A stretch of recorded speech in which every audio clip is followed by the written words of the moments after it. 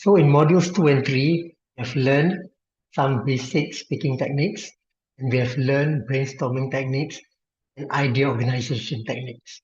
So now we are ready to dive into the actual parts of SPM speaking exam. We'll have three more modules, modules 4, 5, and 6. Module 4 will be part 1, 5 part 2, and 6 part 3 of the speaking exam. So let's dive into it. Start with part 1, the interview. The interview is where you warm up. As I mentioned right in the first module, the interview is the time when you warm up. You don't have to be extra good, because that is only the time where you want to get to know, the examiner wants to get to know you.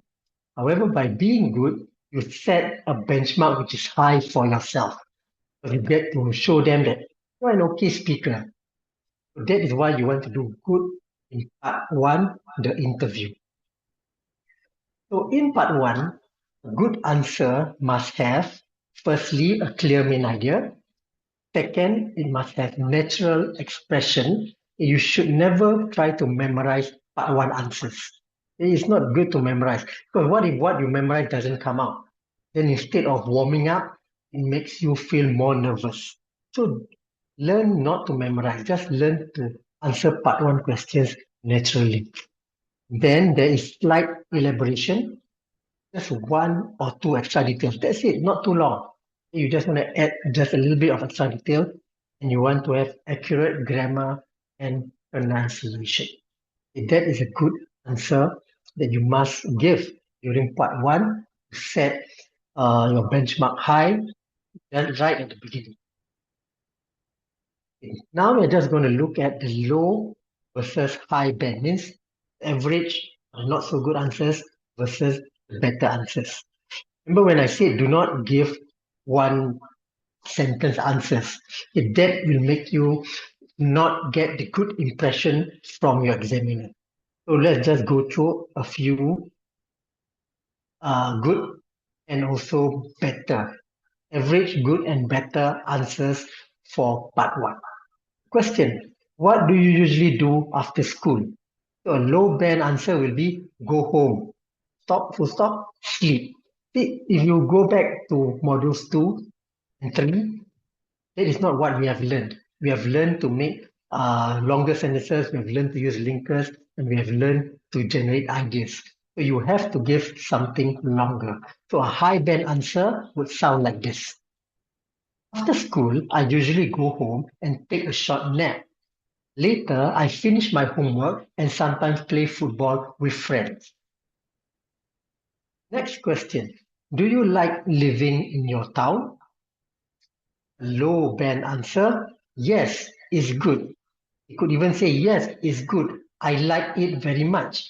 Still, there's nothing added. What you need to do is give an answer like this. Yes, I really enjoy living in my town because it's quiet and friendly. I especially like the night market every weekend. So, with those 2 samples, you can actually practice on your own.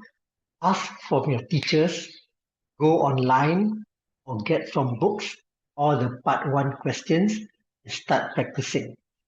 Okay, there are few ways. Of course, the best way is to take a video of yourself, but because these questions are short, okay, so you may just like walk past a mirror and you can look at your mirror and check your confidence and your smile.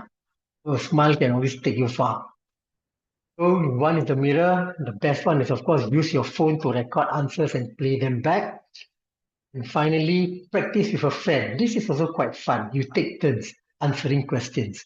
And then you get your friend to comment, and then you can comment your friend. Just make sure that you get those things that you needed for good answers right at the beginning of this module.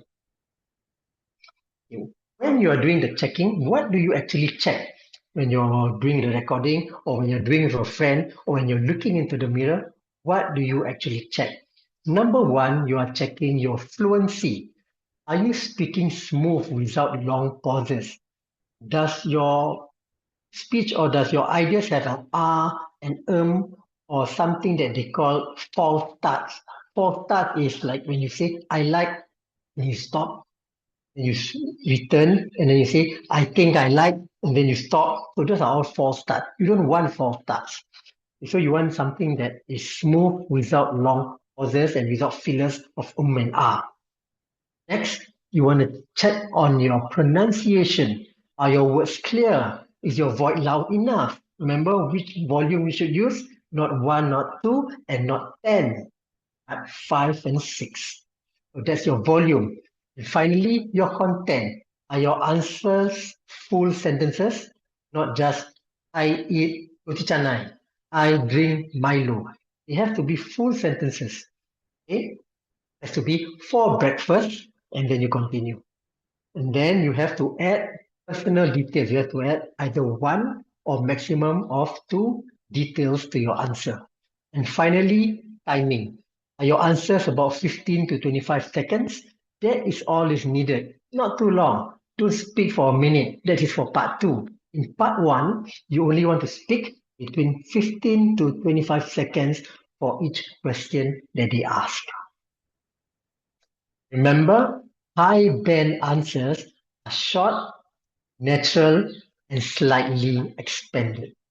So that is what you need to know for part 1, the interview. We'll see you in the next module, part 2, the long term. Bye.